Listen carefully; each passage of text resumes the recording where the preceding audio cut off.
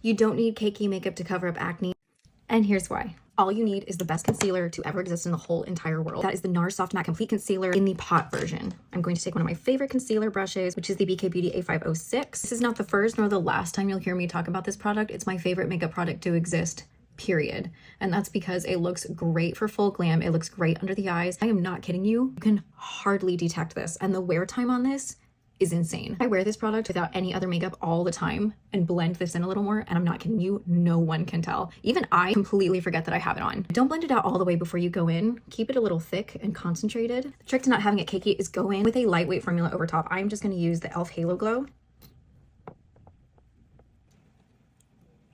Look how incredible this base looks. It does not look cakey at all. If you want a brush that is a little bit smaller than something, say like this, it makes it easier to keep your concealer over that acne sort of precision blended, but it's not like you're trying to blend your whole foundation out with this brush. That's going to keep the concealer that we put down in the same place. If you use something like this and you use sweeping motions, it can sweep away and distribute that concealer in other places that we wouldn't want it instead of over our acne. A little bit more of a fuller concealer right on the important parts of our face, only in the spots where we need it. And once you blend this out, you're not going to have an over excessive amount of product everywhere. Another tip I have is use your foundation brush instead of a pointed concealer brush when you're using this technique to diffuse that concealer and really make the concealer stretch. Instead of using precision brush, that works really well when you have a really full coverage face of makeup. But when you're doing something like this and you want to keep those outer parts as uncovered and natural as possible and not look like your whole face is concealer, using a larger brush helps to distribute that product a little easier.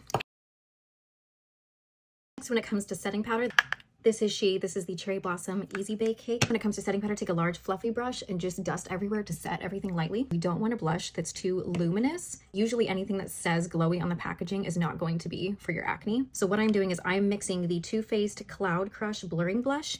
Anything that says blurring, especially if it's matte, is going to be right what we need.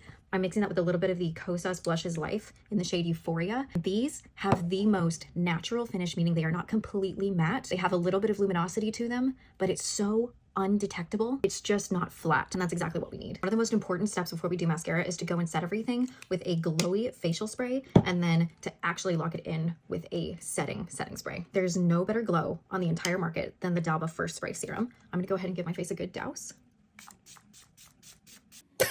And then to lock it in, I'm gonna use the Tear Mask Fit Makeup Fixer. Your skin needs to be wet. Wet. I promise you it will dry down. All right, guys, and that is how you put together a full face without looking cakey that covers up all of your acne quite naturally.